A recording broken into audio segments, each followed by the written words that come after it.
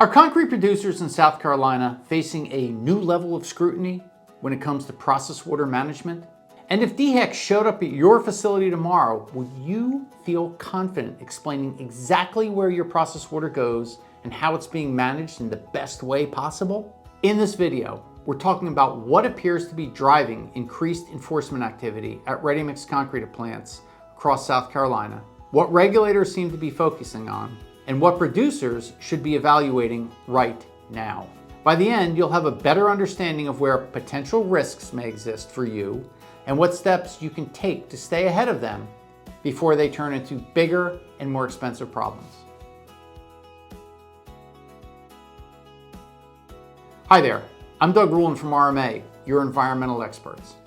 We work with concrete producers throughout the Carolinas, and process water management has become one of the biggest environmental topics we're helping facilities navigate with right now. Before we go too far, just know that if you ever need a hand with process water management, stormwater compliance, containment systems, or your overall NPDES program, you can always reach out to us here at RMA. Now let's dive in. Lately, we've been seeing something that's getting a lot of attention in the concrete industry. South Carolina regulators appear to be taking a much closer look at how ready-mix concrete plants manage their process water.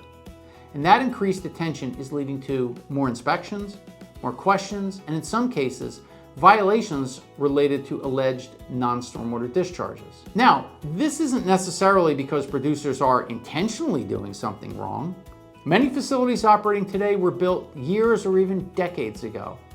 Since then, production has changed, operations have evolved, reclaim systems have been added, and regulatory expectations and requirements have changed or shifted.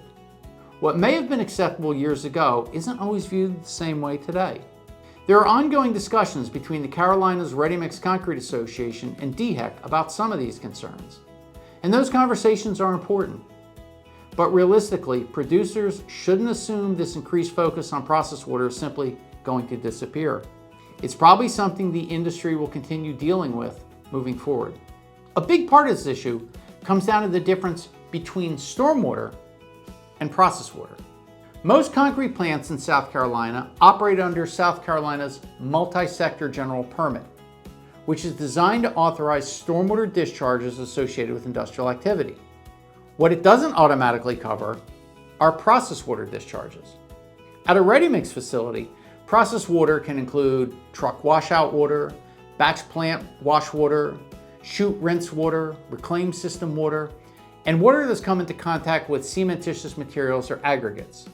Once water becomes process water, regulators generally expect it to remain contained, managed, reused, recycled, or otherwise prevented from being discharged or leaving the site.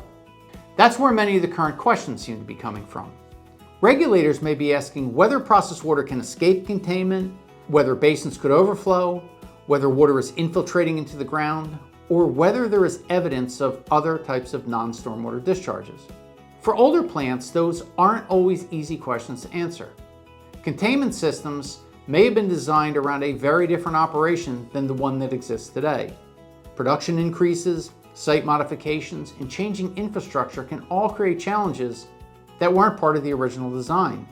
Unfortunately, once a potential discharge issue is identified, "That's how we've always done it," usually isn't a very effective defense. That's why now is a good time for producers to take an honest look at their operations. Walk the site, evaluate washout areas, reclaim systems, containment structures, drainage patterns, and potential overflow points. Then ask a simple question. If DHEC showed up at your site tomorrow, would you feel confident explaining exactly how process water is managed at this facility? If the answer is anything less than a very confident yes, it's probably worth taking a closer look. Producers should also be thinking about water reuse and recycling. Across the industry, there's growing emphasis on reducing, reusing, and recycling process water whenever and as much as possible. Now, that doesn't mean every facility needs a major upgrade overnight. Every site has different limitations and challenges. The goal isn't perfection. The goal is understanding your risks, identifying vulnerabilities, and developing a practical path forward before enforcement forces the issue for you. And that's where having the right guidance matters. Plenty of consultants understand permits. Far fewer understand how concrete plants actually operate. The best solutions need to satisfy regulatory requirements while still working for you in the real world. At RMA, that's where we spend our time. We understand the environmental side of the equation, but we also understand the day-to-day realities concrete producers face. So if you're operating a concrete plant in South Carolina, especially an older facility, now is probably a good time to evaluate where you stand. Getting ahead of these issues is almost always easier, less expensive, and less stressful than reacting after an enforcement action has already occurred. And if you'd like help evaluating your processed water systems, containment structures, recycling opportunities, or overall compliance program, reach out to us here at RMA.